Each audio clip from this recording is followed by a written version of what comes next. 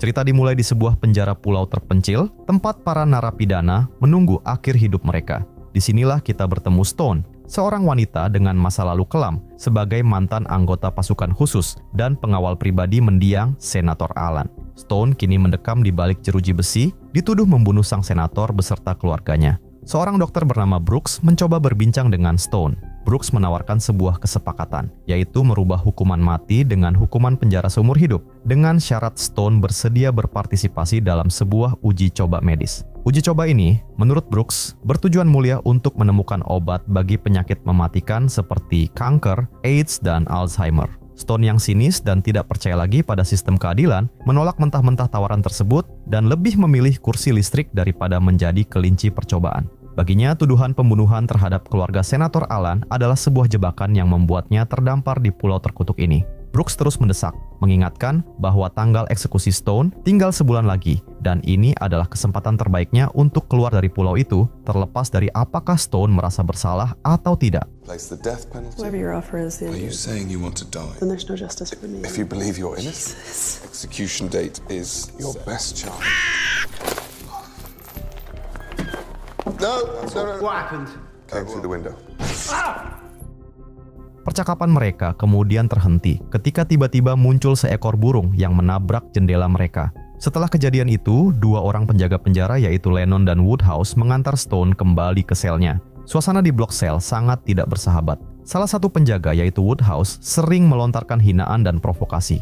Both seemed a bit flustered. Sort you out, did he? Shut that music off. Why now? Don't worry, Stone. You'll get your chance. The only way a dick like you gets it. She slipped. Woodhouse memasukkan Stone dengan seorang narapidana yang bernama Conway. Conway yang banyak omong ini pun mulai berbicara mengenai kasus Stone. Ia juga menyindir bahwa Stone hanyalah kambing hitam dalam kasus pembunuhan itu dan menyebut soal istri serta putri senator yang kabarnya juga menjadi korban kekerasan sang senator. Call me blonde. Is that the special forces or some death bro? Guy that killed Senator Allen. I've got something against anyone who knows me. Pat, Senator Allen was one of ours.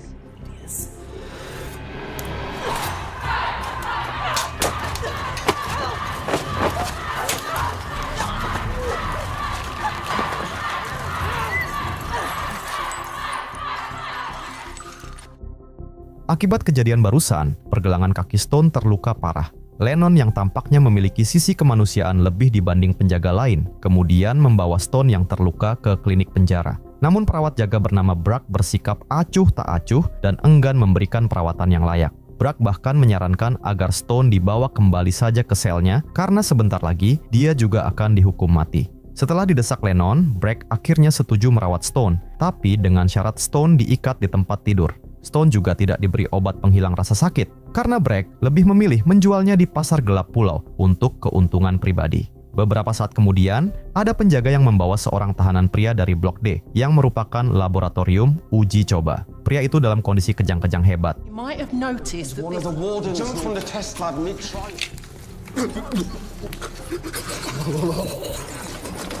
Jesus. What the hell is wrong with him? Bragg yang merasa bahwa sudah tidak ada lagi yang bisa ia lakukan, kemudian memanggil pendeta Kitzel untuk mendoakan pria itu menuju detik terakhirnya. Kitzel kemudian datang dan berbincang dengan Stone. Kitzel berbicara tentang iman, harapan, dan penderitaan jiwa-jiwa yang terdampar di pulau itu. Stone yang melihat kondisi pria tadi, kemudian semakin yakin jika ia tidak ingin menjadi bahan percobaan dan memilih hukuman mati saja. Malam harinya, keadaan semakin mencekam. Para tahanan yang sakit sepertinya mulai meninggal karena tidak dirawat oleh Bragg. Namun yang lebih mengejutkan, pria yang sudah meninggal tadi kemudian mulai bergerak.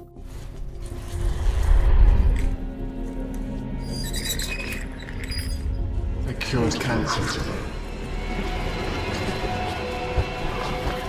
I thought he was already dead. You're just gonna leave him?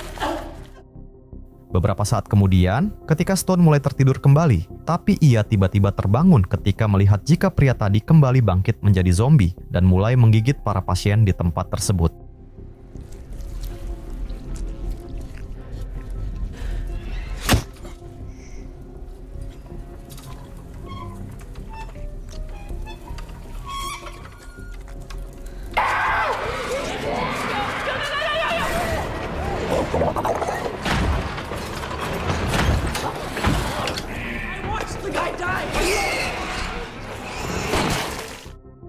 Mereka kemudian bersembunyi sambil berdebat mengenai apa yang sebenarnya terjadi. Namun pada saat itu, para pasien yang sudah digigit itu pun akhirnya berubah menjadi zombie dan menyerang Bragg yang terkunci di dalam ruangan tersebut.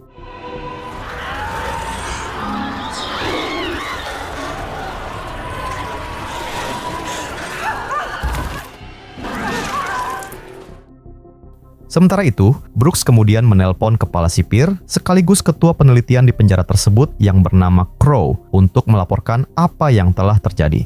Tapi Crow justru langsung mematikan teleponnya. Mendengar suara alarm berbunyi, Woodhouse dan beberapa penjaga mulai datang untuk meminta para tahanan agar masuk ke dalam sel mereka masing-masing. Namun para tahanan tersebut tidak mau, khususnya seorang wanita yang bernama Butcher yang justru menantang para penjaga. Stone dan Lennon juga hampir tiba di tempat tersebut, tapi mereka langsung bersembunyi ketika melihat jika salah satu penjaganya sepertinya mulai terinfeksi.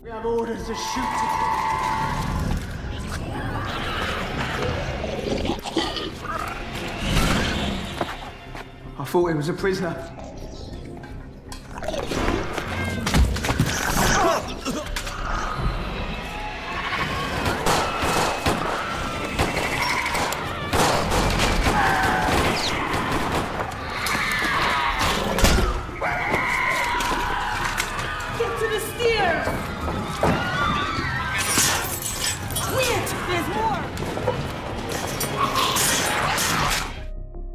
Mereka kemudian bersembunyi di kantin penjara, namun di tempat itu ternyata juga sudah ada zombinya.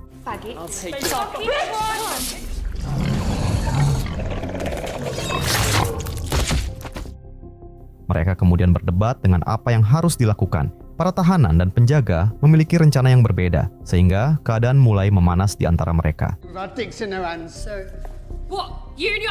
We gotta keep moving.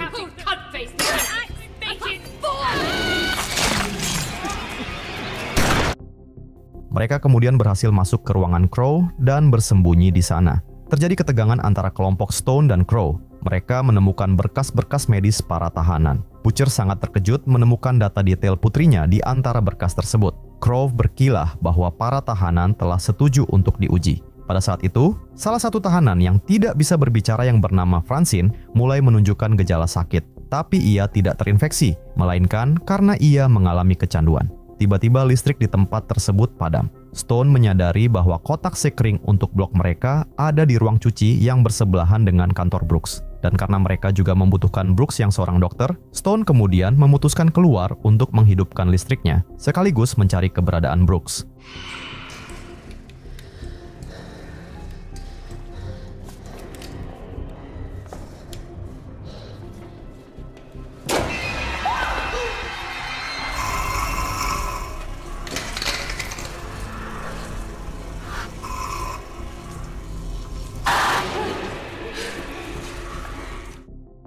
Stone kemudian berhasil menemukan Brooks yang sedang bersembunyi di bawah meja. Ia kemudian segera mengajaknya keluar dari tempat itu.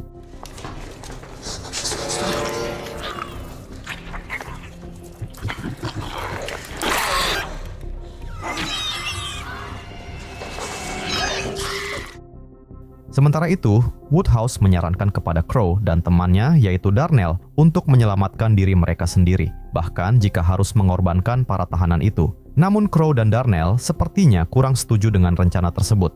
Beberapa saat kemudian, Stone dan Brooks akhirnya bisa kembali ke tempat tersebut dengan selamat. Brooks kemudian langsung memberi Francine salah satu obatnya untuk menenangkan gejala kecanduannya. Mereka kemudian berkumpul dan mulai membicarakan tentang apa yang mereka ketahui dari kejadian ini. Brooks mengatakan jika virus tersebut sepertinya bisa tersebar melalui darah dan air liur. Stone menambahkan jika para zombie tersebut sepertinya tertarik dengan cahaya dan tidak akan terlalu banyak bergerak ketika melihat cahaya, yang artinya mereka bisa melarikan diri ketika siang hari. Tapi Crow terlihat pesimis karena pada kenyataannya mereka ini berada di pulau terpencil, jauh dari daratan utama.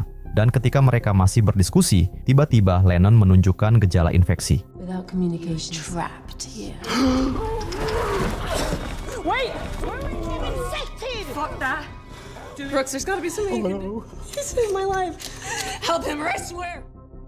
Mereka kemudian mengikat Lennon di kursi. Stone yang tidak tega jika harus menghabisi Lennon karena ia adalah orang baik. Namun karena tidak ada satupun yang bisa mereka lakukan untuk menyembuhkan infeksi tersebut, Stone pun akhirnya terpaksa menghabisinya.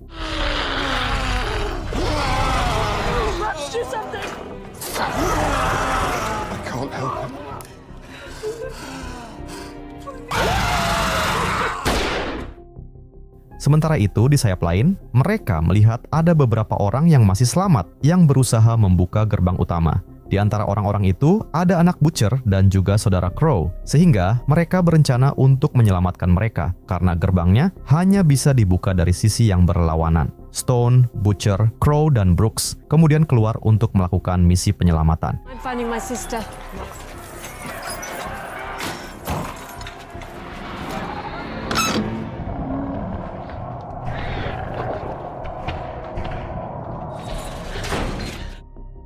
Dari misi itu, mereka hanya berhasil menyelamatkan seorang gadis yaitu Chloe. Tapi Crow ternyata tidak berhasil menutup gerbangnya kembali, sehingga para zombie mulai mengikuti mereka.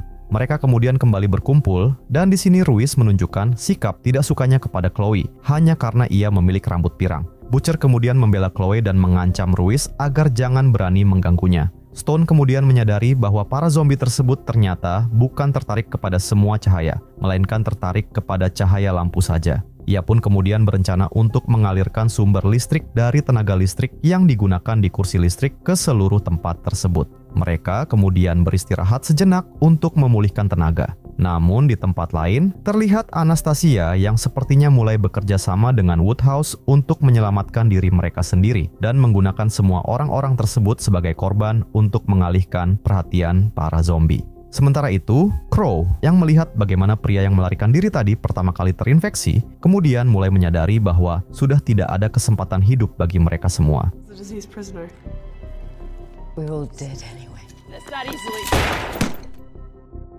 Crow menjelaskan bahwa semua orang di tempat ini kemungkinan besar sudah terinfeksi, tapi mereka masih belum menyadarinya. Stone bertanya bagaimana mereka bisa keluar dari pulau ini, dan Crow mengatakan bahwa ia bisa meminta helikopter penjemputan dari daratan utama. Namun, sayangnya, teleponnya terputus. Crow berniat untuk memperbaiki arus listrik dan juga kabel jaringan telepon, sampai tiba-tiba para zombie di luar sana mulai pergi menuju suara tembakan. They're going to isolation.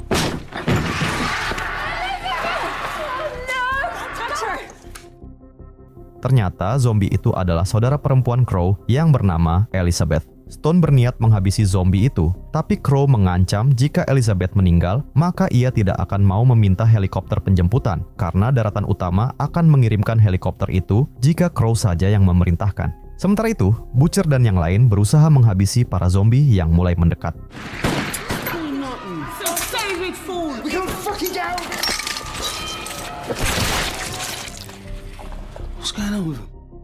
Woodhouse merasa bahwa mereka harus mengalihkan perhatian para zombie agar mereka bisa pergi. Namun betapa mengejutkannya, karena yang dimaksud Woodhouse dengan pengalih perhatian adalah dengan mengorbankan Darnell.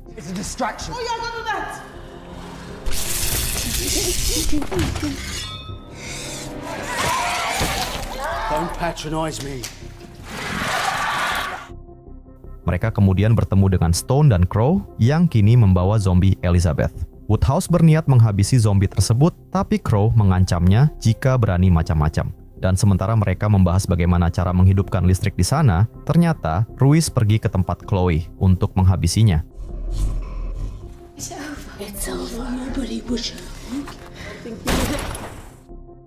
Dan untung saja muncul Francine yang menyelamatkan Chloe. Namun belum sempat merasa lega, Woodhouse dan Anastasia mulai menunjukkan niat mereka yang sebenarnya. Drop your guns. I'm thinking Crystal, you done a bunch of cons. We'll make it quick and painless for them. See?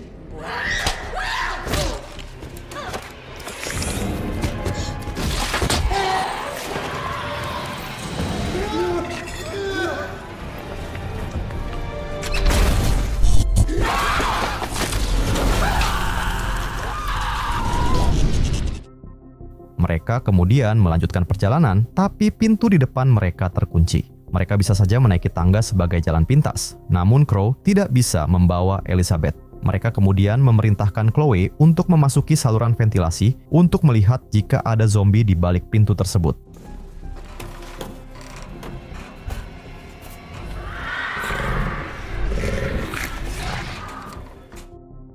Chloe kemudian kembali dan mengatakan ada 5 ekor zombie di balik pintu tersebut. Mereka tidak memiliki cukup amunisi untuk melawan para zombie itu, sehingga Francine kemudian berniat untuk mengalihkan perhatian para zombie tersebut.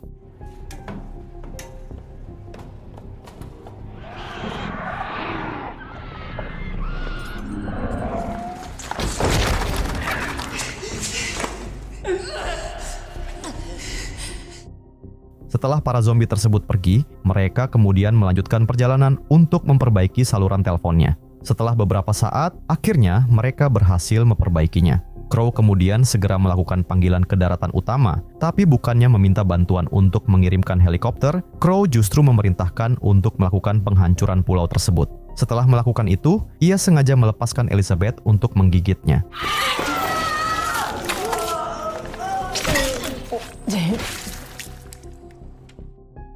Kesempatan mereka untuk kabur dari pulau ini sepertinya mulai menipis. Stone bertanya apakah ada jalan lain keluar dari pulau, dan ternyata masih ada satu perahu yang bisa digunakan. Namun sebelum mereka sempat pergi, para zombie mulai berdatangan ke tempat tersebut.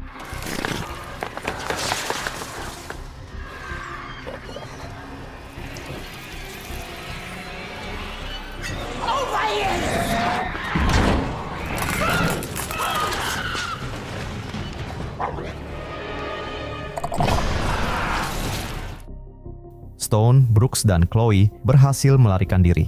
Stone dan Brooks kemudian berpisah untuk mencari jalan keluar dan meninggalkan Chloe sendirian.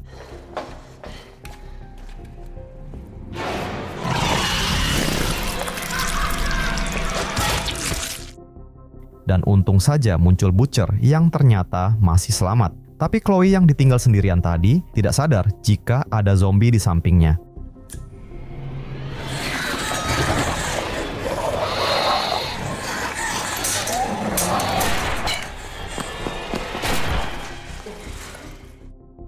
Brooks pun akhirnya meninggal terkena peluru nyasar dari Chloe. Mereka kemudian melanjutkan perjalanan menuju jalan keluar. Dan di sana mereka melihat Francine yang ternyata memutuskan menggunakan kursi listrik sebelum ia berubah menjadi zombie. Butcher kemudian mencoba melepaskan Francine dari kursi listrik. Namun tiba-tiba Chloe menyadari bahwa dirinya telah terinfeksi.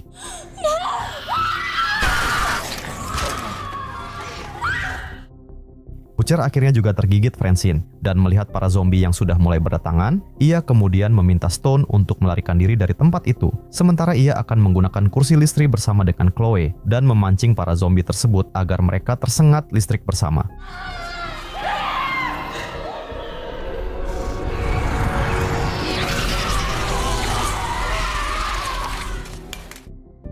Stone akhirnya berhasil keluar dari tempat tersebut sebagai satu-satunya orang yang selamat. Tidak lama kemudian muncul helikopter penyelamat yang kemudian menangkap Stone dan membawanya menuju daratan utama.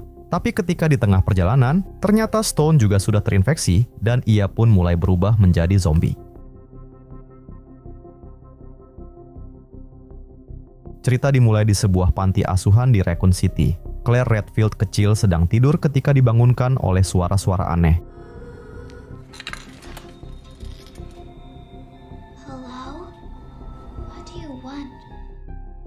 Claire terlihat ketakutan, namun kakaknya yaitu Chris Redfield mencoba menenangkan Claire, mengatakan bahwa itu hanya mimpi. Claire yang akhirnya tidak bisa tidur kemudian mencoba berjalan keluar, tapi ia kembali mendengar suara aneh, sehingga ia pun mencoba mengikuti sumber suara tersebut. Hello? What's your name? Lisa Trevor? Where do you live? Hello? Hey. What are you doing out of bed? Tiba-tiba muncul Dr. Birkin yang memergoki Claire keluar dan menanyakan apa yang dilakukannya. Untung saja muncul Chris yang berbohong dengan mengatakan jika Claire terkadang tidur berjalan. Mereka pun kemudian disuruh untuk kembali ke tempat tidur mereka. Good night. Bertahun-tahun kemudian, Claire kini sedang menumpang sebuah truk menuju Raccoon City. Sopir truk yang terlihat terganggu akibat Claire yang terbangun dari mimpi buruknya itu pun kemudian mencoba menggodanya. Namun karena tidak fokus menyetir, ia pun kemudian menabrak seseorang yang berada di tengah jalan. Watch out!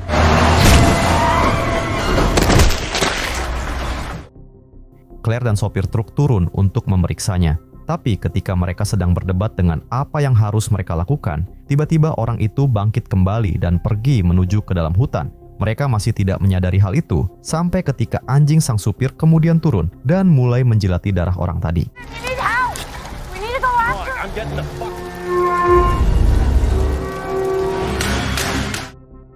Sementara itu, di sebuah bar di Raccoon City, kita diperkenalkan dengan anggota tim Alpha dari Raccoon Police Department. Ada Jill Valentine, Albert Wesker, Richard Aiken, dan seorang polisi pemula, yaitu Leon S. Kennedy. Mereka sedang bersantai sebelum memulai tugas malam. Tiba-tiba, ada seorang petugas yang memberitahu mereka bahwa ada laporan penemuan mayat di dekat Spencer Mansion, sebuah properti tua milik pendiri Umbrella yang bernama Oswald Spencer. Mereka pun kemudian bergegas kembali ke kantor polisi. Namun, ketika Leon hendak pergi, ia justru melihat jika mata pelayan bar itu tiba-tiba mengeluarkan darah. You really shoot your own partner. What's going on with your eye? Oh, it's been doing that the last You should see someone about that? Probably nothing. Beberapa saat kemudian, Claire akhirnya sampai di rumah Chris. Ia masuk dengan cara membobol kunci, karena rumahnya ternyata dikunci dari dalam. Chris yang baru saja bangun, kaget menemukan adiknya di rumah setelah bertahun-tahun tidak bertemu. Hubungan mereka tampak tegang. Chris merasa ditinggalkan oleh Claire yang kabur dari panti asuhan dan tidak pernah memberi kabar.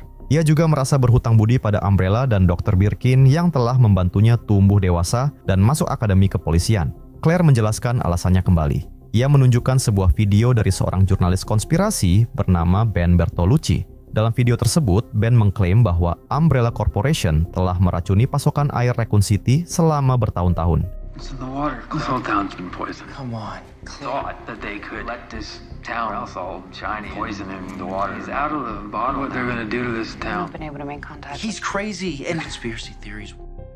Di tempat lain, terlihat Dr. Birkin yang terbangun mendengar jeritan anaknya yang bermimpi buruk. Ia pun mencoba menenangkan anaknya itu. Tidak lama kemudian, ia mendapat sebuah telepon dan raut wajahnya seketika berubah. Pada saat itu juga, terdengar sebuah sirene darurat dari Umbrella Corporation. Dr. Birkin pun segera mengajak keluarganya untuk pergi dari tempat tersebut.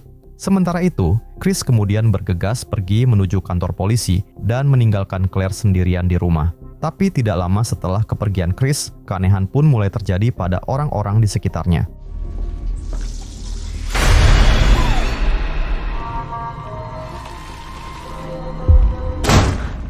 Hello?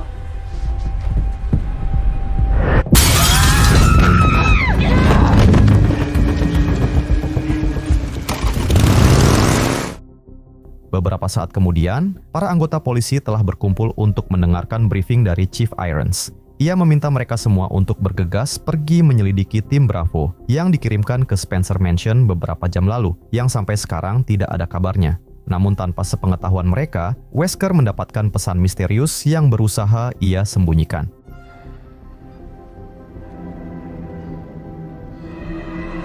Let's get going.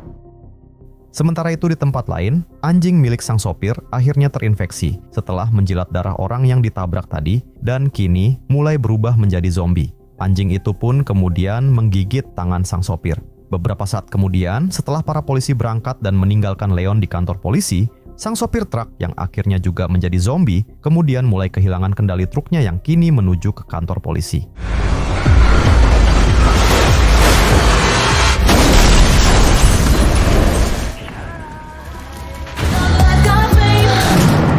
Fuck!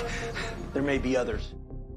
Leon kemudian segera mengunci gerbang kantor polisi, tapi Chief Irons ternyata berniat melarikan diri karena sepertinya ia tahu jika ada yang tidak beres dengan kota ini. Ia membawa semua barangnya dan bergegas pergi menggunakan mobilnya, meninggalkan Leon yang kebingungan dengan apa yang terjadi. Sementara itu, Chris dan teman-temannya berhasil menemukan mobil tim Bravo yang terguling di pinggir hutan. Jesus Christ.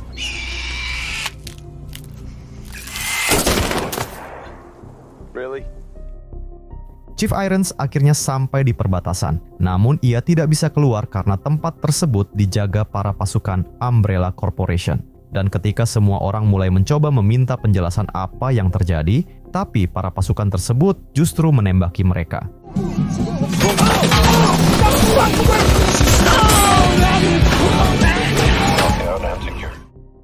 Chief Irons yang ketakutan itu pun akhirnya terpaksa kembali ke kantor polisi. Namun di sana ia mendengar ada sesuatu, sehingga ia langsung mengambil senjatanya.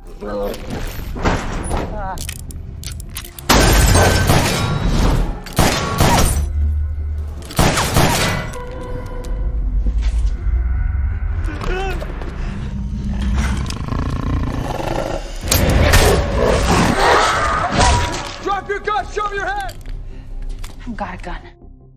Dan untung saja muncul Claire yang menyelamatkan Chief Irons. Sementara itu di luar kantor polisi kini terlihat para penduduk yang telah terinfeksi mulai berkumpul dan berusaha mendobrak masuk pintu gerbang. Chief Irons kemudian berniat menghubungi Chris dan teman-temannya karena mereka memiliki helikopter yang bisa digunakan untuk keluar dari kota ini. Sementara itu, Chris dan teman-temannya kemudian melanjutkan perjalanan menuju Spencer Mansion. Di sana mereka membagi tim menjadi 2 kelompok karena tempat tersebut cukup luas. Jill bersama dengan Wesker, sementara Chris bersama dengan Richard. Show me your hands. Need you to stay right there.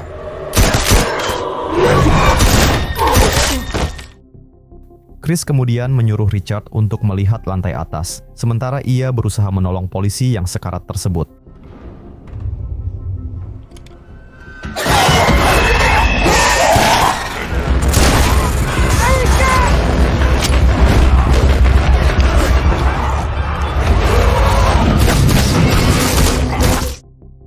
Sementara itu, Brad yang menunggu di dalam helikopter tidak menyadari jika para zombie sudah berada di sekitarnya.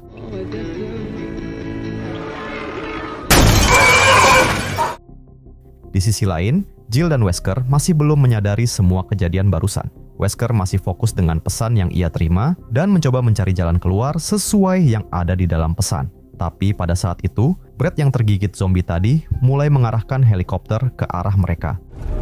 What the hell is Vickers doing?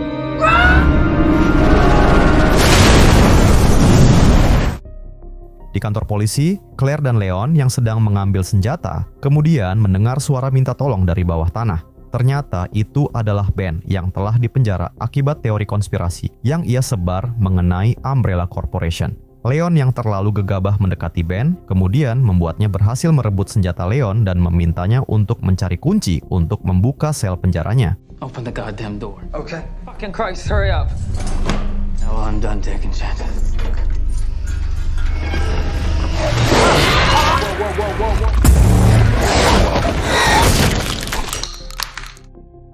Dan untung saja muncul Claire yang menyelamatkan Leon. Sementara itu, Jill dan Wesker ternyata berhasil selamat dari ledakan helikopter. Namun di sini Wesker akhirnya melihat jalan keluar rahasia dari tempat tersebut. Wesker ternyata selama ini telah bekerja sama dengan sebuah organisasi rahasia yang menginginkan virus yang telah diteliti oleh Dr. Birkin. Mereka telah membayar Wesker untuk mengambil virus tersebut. Jill sulit menerima jika Wesker akan berbuat seperti itu, tapi memang itulah kenyataannya. What are you talking about? This small town. These are your friends!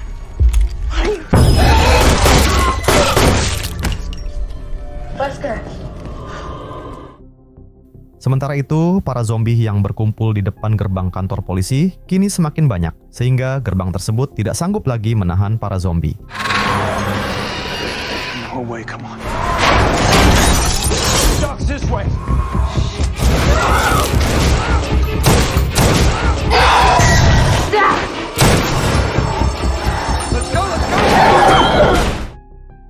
Chief Irons kemudian membawa mereka ke bekas tempat panti asuhan Raccoon City. Claire kembali teringat kenangan buruk ketika Dr. Birkin hendak melakukan eksperimen kepadanya, yang akhirnya membuatnya pergi dan melarikan diri dari panti asuhan tersebut dan meninggalkan Chris selama ini. Claire akhirnya mengetahui jika Chief Irons sepertinya telah disuap oleh Umbrella Corporation mengenai eksperimen yang dilakukan mereka kepada anak-anak. Namun ketika mereka masih berdebat, Leon kemudian bertemu dengan Lisa yang seolah memberitahu jika ada sesuatu di atas mereka. Guys! Guys!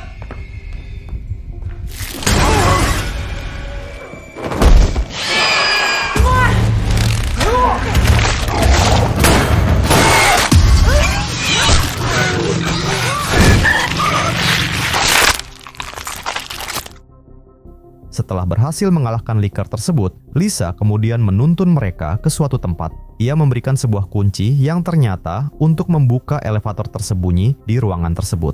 Elevator tersebut terhubung dengan Spencer Mansion, dan Claire kemudian pergi sambil mengucapkan terima kasih kepada Lisa. Sementara itu, Chris yang kini sendirian masih mencoba menelusuri Spencer Mansion.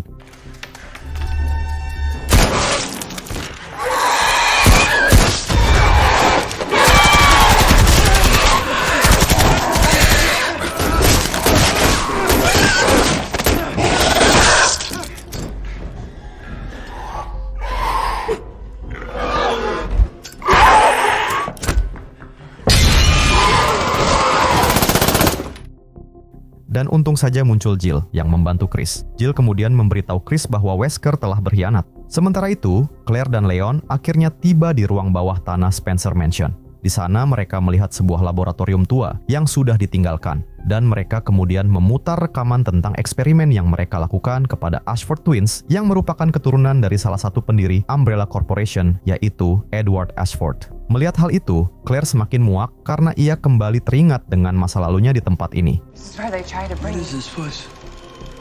They're experimenting on him. No! Let's go find my brother. Di tempat dekat mereka, terlihat Dr. Birkin yang sedang mengambil hasil penelitiannya, yaitu G-Virus. Tapi Wesker ternyata juga sampai di sana, dan ia berniat untuk merebut virus tersebut. I've discovered that. I'm not giving it to anybody. Not really. Okay, wait, just put it down. Who do you work for?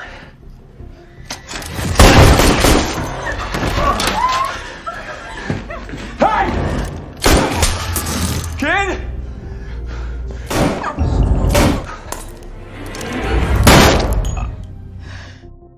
Dan untung saja muncul Jill yang akhirnya menembak Wesker.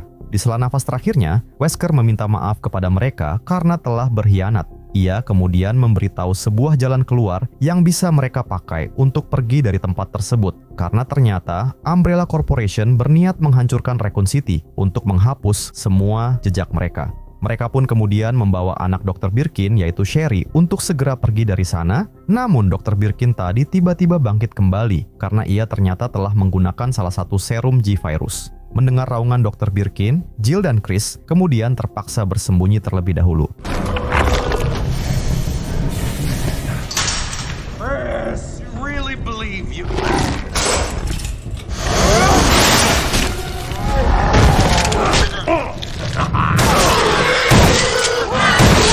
From my brother. Dan untung saja muncul Claire yang kemudian berhasil menghabisi Dr. Birkin. Mereka pun kemudian segera berlari keluar dari sana menuju sebuah kereta tua, seperti yang dikatakan oleh Wesker. Tapi pada saat itu, Umbrella Corporation mulai menghancurkan seluruh Raccoon City.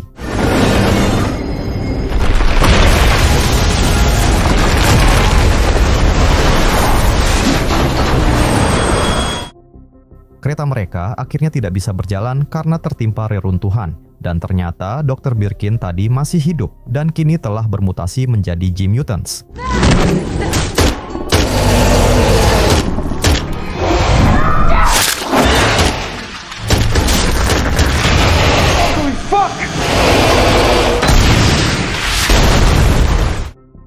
Mereka akhirnya berhasil menghabisi Dr. Birkin dan menjadi survivor dalam proses penghancuran Raccoon City yang dilakukan oleh Umbrella Corporation. Beberapa waktu kemudian, terlihat Wesker yang ternyata masih hidup. Di sampingnya muncul sosok Ada Wong yang ternyata menjadi orang yang menyuruh Wesker untuk mencuri G-Virus tadi. Ada mengatakan bahwa Wesker telah bangkit dari kematian dan mereka kini akan melanjutkan rencana selanjutnya. Cerita dimulai di sebuah dunia di mana para orang mati tidak benar-benar mati, melainkan berubah menjadi zombie. Namun, para zombie ini tidak memakan daging ataupun otak manusia. Mereka hanya berkeliaran ke sana kemari. Tapi, apa yang terjadi jika tiba-tiba para zombie tersebut berubah menjadi ganas dan mulai menyerang manusia?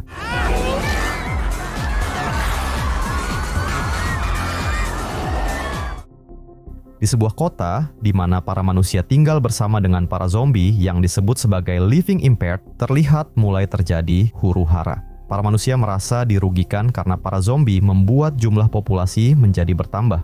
Para zombie ini tidak tidur sehingga menjadi saingan berat di tempat kerja, dan bahkan para zombie yang masih cantik juga bisa menjadi pekerja zombie komersil. Di dunia itu ada sebuah perusahaan yang bernama Coleman's Retirement Services for the Living Impaired yang bergerak dalam bidang jasa mempensiunkan para zombie, atau secara bahasa kasar adalah menghabisi para zombie, bagi para keluarga yang sudah muak melihat keluarga mereka yang telah menjadi zombie. Freddy dan Carl adalah dua orang pengangguran dan merupakan sampah masyarakat. Mereka bahkan nekat mencuri gigi emas dari zombie hanya untuk mendapatkan uang. What the hell, dude? Fuck hell. Don't put that in your mouth. Survival of the nasty gold teeth. Cash. Suatu ketika, mereka punya ide untuk menyamar menjadi karyawan Coleman's Retirement Services. Mereka mendatangi rumah Tuan McKenna yang ingin mempensiunkan ayah mertuanya yang dipanggil Pop-Pop. Keluarga McKenna tampak kesulitan menghadapi Pop-Pop. Bahkan anak mereka sering menembakinya, seolah itu adalah hal biasa. More shooting at Pop-Pop's just a funny. Proceed with the extra. Are you sure this is stronger than you? Like new. Here you go. Pleasure doing business with you. Carl dan Freddy berhasil membawa Pop-Pop dan menipu keluarga McKenna. Namun, tidak lama setelah mereka pergi, karyawan Coleman yang asli yaitu Stanley dan Rocco kemudian tiba di rumah McKenna dan menyadari bahwa mereka telah ditipu.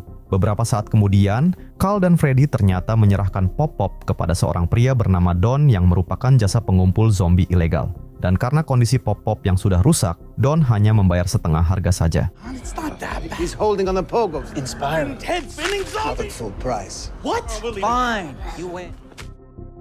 Di sebuah iklan, kita melihat Bob Coleman, pendiri Coleman Corp, menjelaskan bagaimana perusahaannya mempelajari otak manusia dan mengajak masyarakat untuk mendonorkan orang-orang terkasih mereka yang telah menjadi zombie melalui layanan pensiun mereka. Kembali ke Carl dan Freddy yang sedang berkumpul di sebuah restoran. Tiba-tiba muncul saudara tiri Carl yang bernama Maggie yang datang dan kesal karena bagiannya dari pekerjaan Pop-Pop berkurang akibat pembayaran yang tidak penuh dari Don. Just hand me my share. You're short. He paid us half. Trust me for once. See, I knew it. No.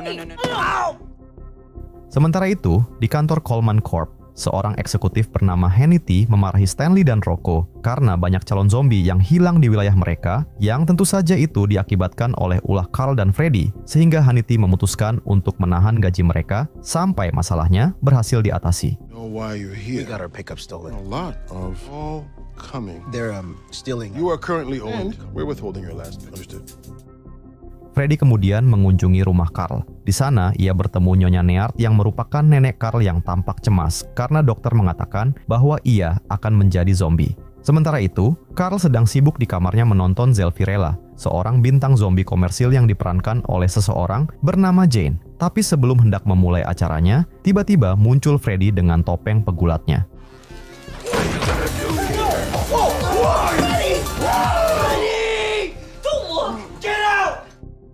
Freddy kemudian menemui Maggie. Freddy yang sebenarnya sudah lama suka kepada Maggie, kemudian mencoba memberanikan diri untuk mengungkapkan perasaannya.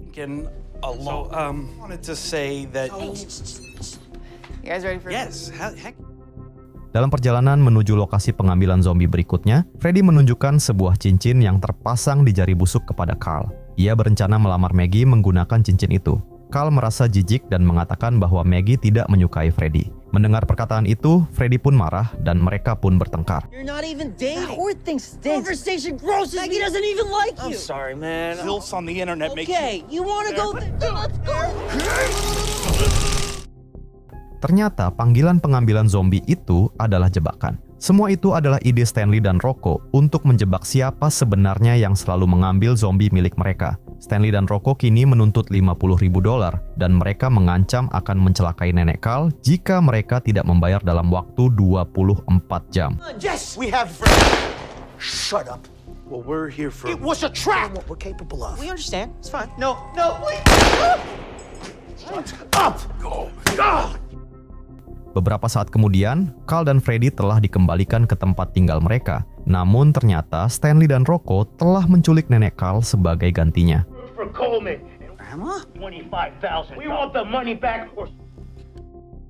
Mereka bertiga putus asa mencari cara mendapatkan uang sebanyak itu dalam waktu singkat. Dan satu-satunya solusi yang ada di kepala mereka adalah meminta bantuan Don. Carl awalnya enggan karena merasa tidak nyaman dengan Don, tapi Maggie dan Freddy mendesaknya. Mereka akhirnya menemui Don, yang kemudian memperkenalkan mereka pada Otto, seorang seniman eksentrik.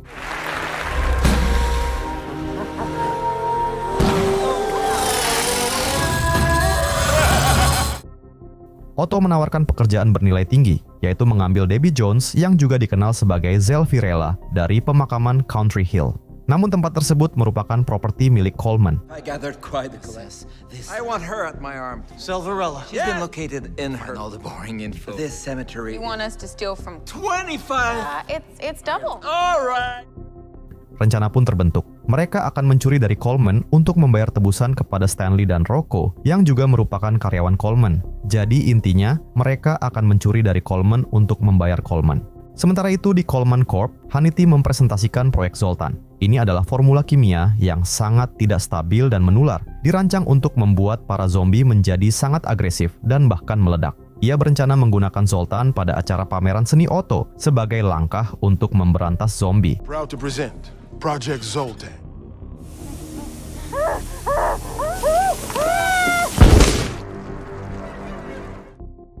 Tapi Bob Coleman ternyata tidak setuju dengan proyek Zoltan yang diusulkan oleh Hannity, sehingga ia berencana untuk memindahkan Hannity ke tempat lain. Beberapa saat kemudian, di pemakaman Country Hill, Maggie berhasil meretas sistem keamanan, sementara Carl dan Freddy menggali makam Zelfirella. Sambil menunggu, Maggie menemukan file-file rahasia mengenai proyek Zoltan di sistem Coleman. Tidak lama kemudian, Carl dan Freddy akhirnya berhasil membuka peti mati Zelfirella. Namun mereka kecewa berat karena Zelfirella ternyata sudah menjadi kerangka kering. Mereka pun kembali saling ribut sendiri, sehingga para penjaga di sana kemudian mengetahui keberadaan mereka.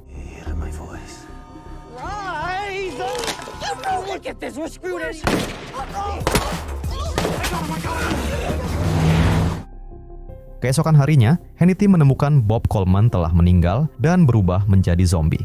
Tentu saja itu semua adalah ulah Hannity sendiri, karena dengan Bob Coleman yang telah menjadi zombie, maka Hannity akan menggerakkan perusahaan itu dari balik layar dan melanjutkan proyek Zoltan.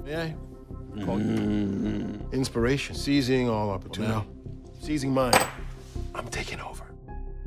Carl, Freddy, dan Maggie berhasil lolos dari kejaran penjaga pemakaman, meskipun Carl terkena tembakan. Stanley kemudian menelepon mereka. Terungkap bahwa Stanley adalah mantan pacar Maggie. Maggie yang marah kemudian meminta untuk berbicara dengan neneknya untuk memastikan bahwa neneknya masih hidup. Tapi ternyata ini yang kemudian terjadi. Screw Coleman, okay? So after all this, if you don't bring my 50 here, goes bye-bye. How do we even know she's alive? What the hell was that? Nothing. Let's put Grandma on the phone right. Hello. All right, that's enough. You got. Mereka kembali bingung karena Zelfirella yang asli kini telah hancur. Carl teringat pada Zelfirella versi zombie komersil yang sering ia tonton, yaitu yang diperankan oleh Jane. Mereka pun kemudian bergegas menuju tempat tersebut. Carl kemudian memperkenalkan nama sosial medianya yang ternyata adalah pelanggan setia video Zelfirella. Di sana mereka bertemu Jane dan langsung membawanya kabur dari tempat itu. So. Look, we don't have much time. Oh shit.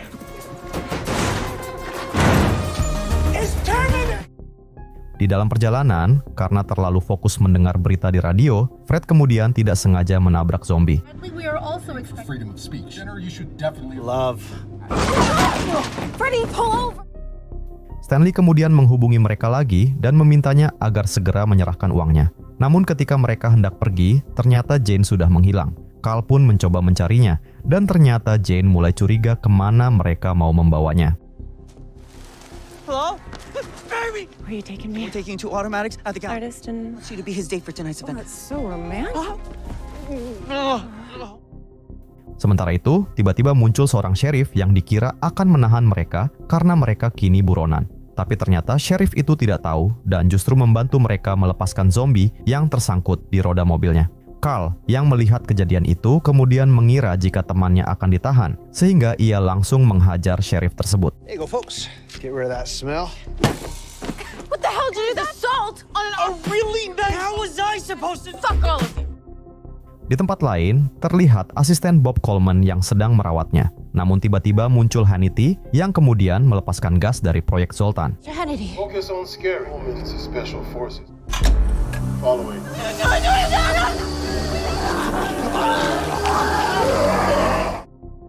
Beberapa saat kemudian, mereka akhirnya tiba di galeri seni Otto. Suasana sudah ramai oleh pengunjung dan media yang meliput acara tersebut.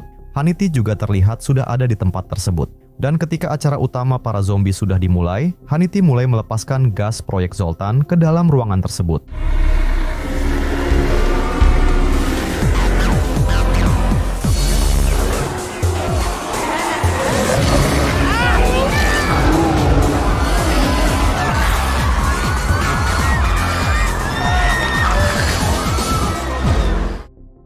Di saat bersamaan, Carl dan teman-temannya menemui Otto untuk menyerahkan Jane yang dikira oleh Otto adalah Zelvirella yang asli. Tapi Otto akhirnya mengetahui jika dia adalah palsu, sehingga ia sangat marah kepada mereka. Namun, sebelum sempat menghukum mereka, tiba-tiba muncul zombies yang sudah terpengaruh oleh gas proyek Zoltan. I got fooled. She's a worthless.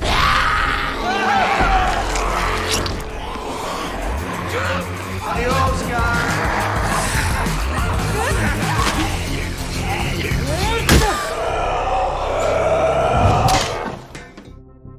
Sementara itu, Don yang berusaha membawa kabur uangnya, tapi sayangnya ia justru terkepung zombie.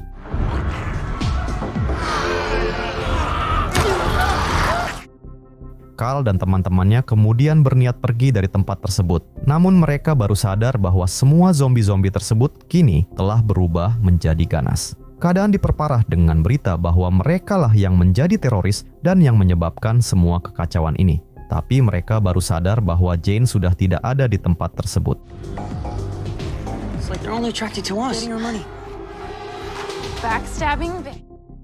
Dan ternyata Jane sebenarnya juga adalah zombie, dan ia justru meninggalkan mereka sambil membawa uangnya. Carl, Freddy, dan Maggie yang kini terjebak tidak punya pilihan lain lagi selain melawan mereka semua.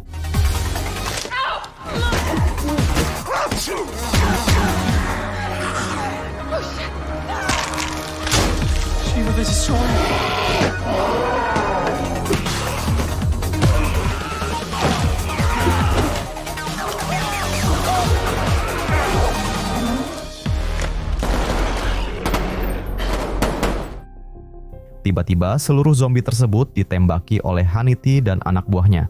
Ia juga berhasil menangkap Jane. Hannity dengan sombong mengakui bahwa ia telah merekayasa seluruh insiden proyek Zoltan ini agar para zombie terlihat jahat di mata masyarakat, sehingga Coleman Corp bisa mendapatkan kontrak pembersihan besar-besaran dan ia menjadi pahlawan.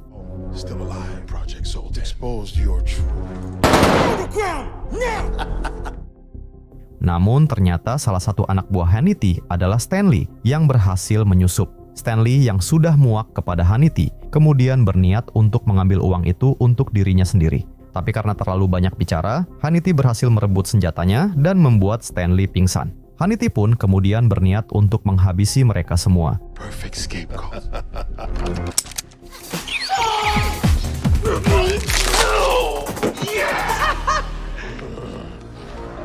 You're done!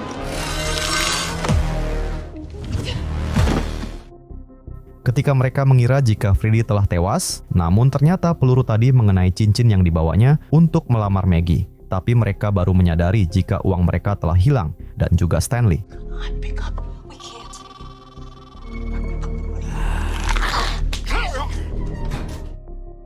Beberapa waktu kemudian, mereka akhirnya bisa kembali ke rumah.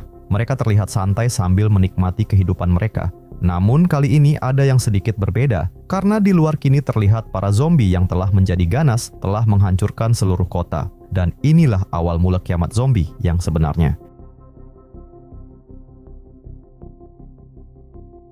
Cerita dimulai dengan sebuah daerah yang sangat terpencil.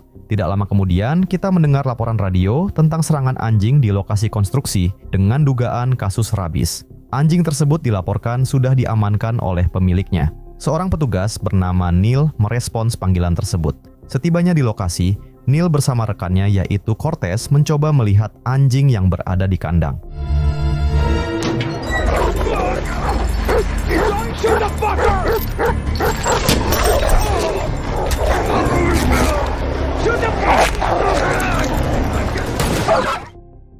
Untungnya muncul Gibson yang menembak anjing itu. Cortez terluka dan berdarah akibat serangan itu, namun ia meremehkan lukanya. Meskipun Neil menyarankan untuk memanggil bantuan medis, Cortez menolaknya, mengatakan bahwa ia tidak mau melalui urusan birokrasi yang sangat ribet. Dia bahkan berbohong melalui radio kepada operator yang bernama Helen bahwa lukanya hanya goresan kawat berduri. Kejadian ini adalah kasus infeksi ketiga pada hewan dalam minggu itu, dan Neil tampak khawatir dengan semua kejadian ini. It's the third one this week, EFW and Bishop. That'll make for a fun. No. You all right, bud? Take care of Cujo here. No, come on, buddy. Yeah. Come in, Annie Oakley. Setelah insiden itu, Cortez berbicara empat mata dengan Neil. Cortez mengungkapkan keprihatinannya terhadap kondisi Neil yang tampak tidak fokus akhir-akhir ini. Cortez mengatakan bahwa ia memahami Neil sedang melewati masa sulit karena Neil ternyata telah kehilangan anaknya sekitar 2 bulan yang lalu. Cortez bahkan menyarankan Neil untuk mengambil cuti. Family should have lapses in judgment. Yeah, jackass, put that back. I'm not sure I can do some real time off. It's only been 2 months. You're offering me paid vacation. Shut up. Beberapa saat kemudian, Helen sedang merawat luka Cortez di kantornya. Putri Cortez yang bernama Olivia kemudian datang dengan panik setelah mendengar ayahnya terluka. Olivia tampaknya takut jika ayahnya sampai terkena infeksi rabies, sehingga ia mencoba memaksa Cortez pergi ke rumah sakit. Tapi Cortez tetap menolaknya. Setelah itu, Olivia mendekati Neil dan ingin mengembalikan beberapa barang milik putra Neil yang bernama Ben. Neil dengan sedih mengatakan jika Olivia boleh menyimpannya karena Ben pasti menginginkannya. I found some stuff of Ben's. Whatever you found, I know this meant a lot to him. I appreciate everything that you've done. He is fond of me. Right. Well, thanks. Gibson kemudian mengantar Neil pulang. Gibson mencoba menghibur Neil dan mengatakan bahwa ia sangat khawatir dengan keadaannya. Gibson dengan tulus mengatakan bahwa Neil adalah sahabat terbaiknya yang bahkan sudah ia anggap seperti saudara. You gotta talk to me, man. Worried about you. From anybody. Not fucking helpful. You're the closest thing that I've ever had. You've been really good. Just what we do. Neil tiba di rumah dan mendapati istrinya yang bernama Abby juga terlihat sedih. Rumah mereka berantakan dengan barang-barang yang belum dikemas. Abby duduk dikelilingi foto-foto Ben. Abby mengungkapkan bahwa ia belum bisa menerima kepergian Ben. Neil mengatakan bahwa Ben tidak akan kembali dan mereka harus berhenti membohongi diri sendiri. Not asking me to either. Fucking heart's gonna cave in. I agree. Believe that he's. There's so many places we. Ben is not coming back. He's gone. We gotta stop bullshitting ourselves. I'm just supposed to let him go. Anything could have happened. Neil! Malam itu Neil tidur sendirian, menandakan adanya jarak antara ia dan istrinya akibat duka mereka. Keesokan paginya, Neil tampak merenung. Ia mulai teringat dengan kenangan bersama anaknya. Come here for a second. All right, close your eyes. Open them. Look deep into Nate. Then, wow, that's really nothing. For a while, what really matters? Thanks, Dad. Love you too, Dad. Neil kembali tersadar. Ia berada di tepi danau dengan pikiran kosong.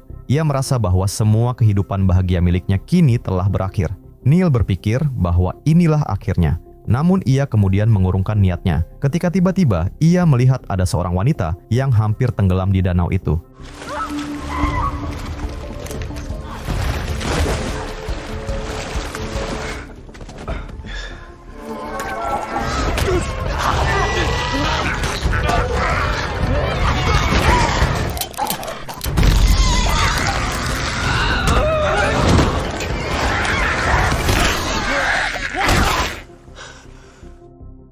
Neil yang panik langsung bergegas pulang. Ia membangunkan Abby, mendesaknya untuk segera berkemas dan pergi. Neil mencoba meminta bantuan melalui radio, melaporkan adanya situasi darurat. Ia mencari amunisinya, tapi tidak menemukannya. Abby dengan ketakutan mengakui bahwa dialah yang mengambil dan mengosongkan senjatanya karena khawatir dengan kondisi mental Neil. Dan sebelum sempat pergi, tiba-tiba muncul zombie lain yang mulai datang ke rumah mereka.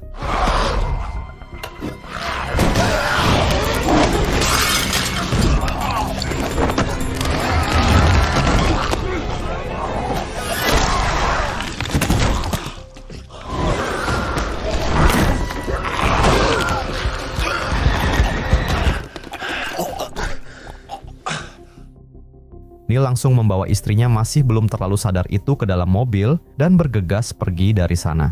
Neil kembali mencoba menghubungi Gibson melalui radio, namun ia masih tidak menerima balasan. Neil tiba-tiba menghentikan mobilnya dan langsung putar arah ketika melihat di depannya kini telah terjadi kekacauan.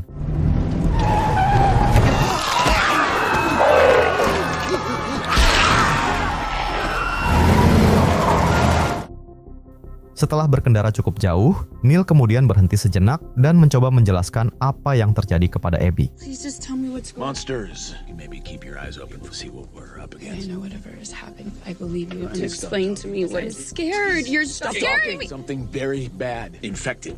Whatever the fuck this is. They're gonna be coming to get us. Monsters and they start... Viral mutation. I don't know. I'm not a fucking scientist. Okay.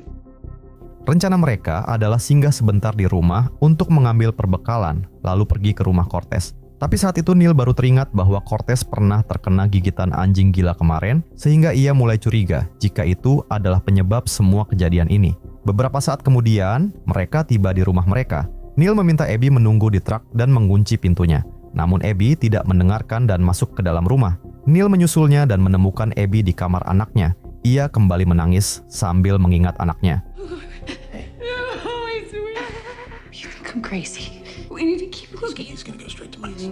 Yeah, let's get there. Could have been infected. Sementara Abby mengemasi barangnya, Neil kembali mencoba menghubungi Gibson, yang akhirnya berhasil terhubung. Tapi sayangnya, sinyalnya terputus. Gibson. Hold on. I don't know if you're out there. Neil, I copy. Attacked, female. Neil. Yeah, that's about right. I'm coming, buddy. Gibson yang tidak terlalu mendengar perkataan Neil barusan, kemudian memutuskan untuk pergi ke tempatnya. Neil dan Abby kemudian segera pergi dari tempat tersebut. Namun sebelum terlalu jauh berjalan, tiba-tiba mobilnya menunjukkan bahan bakarnya hampir habis. Mereka kemudian singgah sebentar di pom mini untuk mengisi bensin. Neil sekali lagi meminta Abby untuk tetap di truk dan mengunci pintunya. Neil kemudian masuk ke toko tersebut dan mengambil beberapa persediaan, tapi ia tidak melihat pemiliknya sama sekali. Neil kemudian mengambil wadah untuk menampung bensinnya, namun tiba-tiba muncul zombie yang menyerangnya.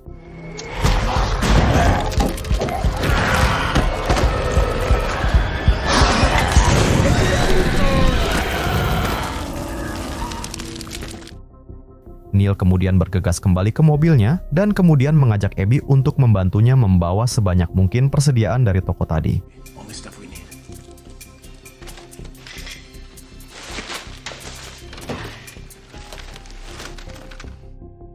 Sementara itu, Gibson kini akhirnya tiba di rumah Neil.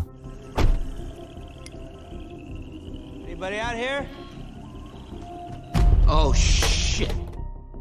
Gibson yang terkejut itu pun kembali mencoba menghubungi Neil, tapi sinyal mereka putus-putus, sehingga Gibson tidak bisa mendengar suara Neil dengan jelas. Beberapa saat kemudian, Neil yang kini hendak menuju ke rumah Cortez kemudian mulai curhat kepada Abby tentang semua yang terjadi, tentang kehilangan anaknya dan bagaimana mereka menghadapi semua itu.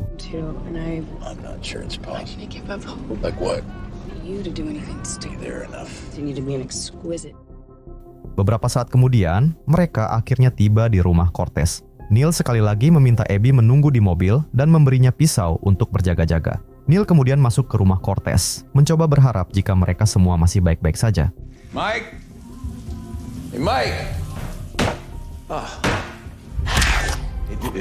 It's me. I'm here to help.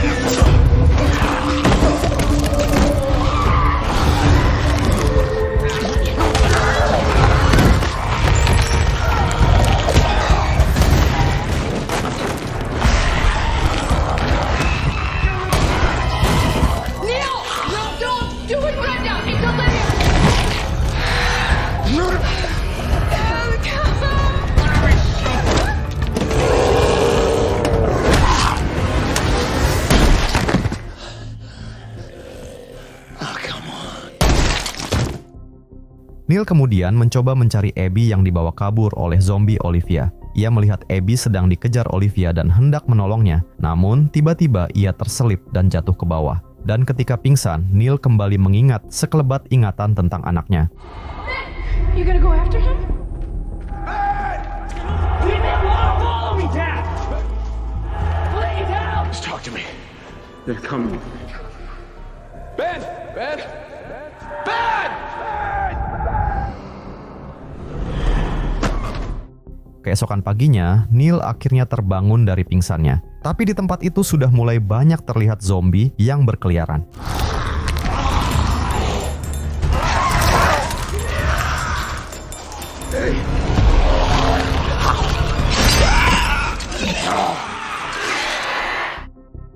Neil kemudian kembali ke mobilnya dan di sana ia melihat Abby, sehingga ia langsung menghampirinya.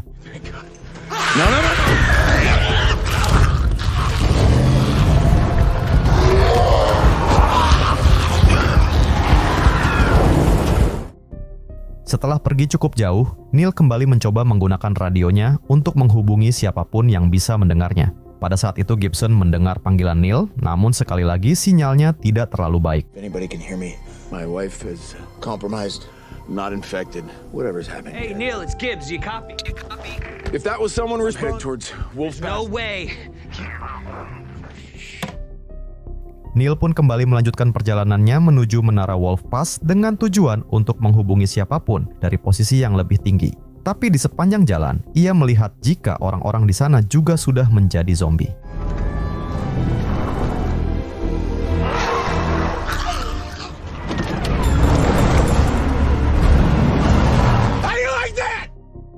Neil akhirnya tiba di Menara Wolf Pass dan ia berjanji kepada Abby bahwa ia akan mencoba menghubungi pihak medis untuk mencoba mencari vaksinnya. Neil kemudian mulai memanjat ke atas menara.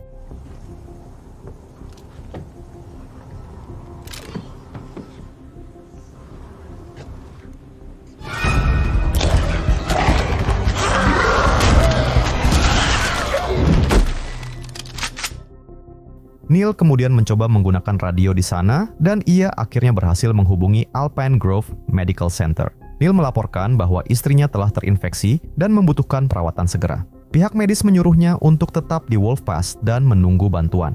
Neil menolaknya. Ia mengatakan mereka tidak bisa tinggal di sana dan akan datang ke rumah sakit. Di dalam perjalanan, Gibson akhirnya bisa menghubungi Neil. Hey, hello, anybody? Is that you? Can you hear me? Listen, I got Abby. I understand what's happening. Your place ASAP. Fuck yes. Okay, I'm on my way. Hang on.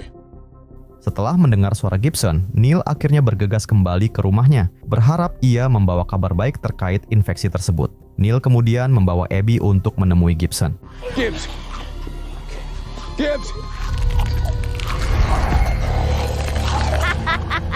Drop the weapon. Neil yang tertembak kemudian mencoba melihat pantulan wajahnya sendiri. Ia melihat wajahnya yang berlumuran darah dan luka dan sudah hampir sama dengan tampilan zombie. Dan pada saat itu, Neil mulai tersadar dengan apa yang terjadi. Sebenarnya, Neil ini mengalami delusional dan semua zombie yang dilihatnya tidaklah nyata. Semua zombie yang dihabisinya selama ini sebenarnya adalah manusia, namun Neil melihat mereka sebagai zombie. Semua itu disebabkan oleh rasa bersalahnya yang sangat dalam dengan apa yang terjadi kepada anaknya. Dan inilah yang sebenarnya terjadi. Come on. I know you hate me right now, okay? Just leave me alone. Bad!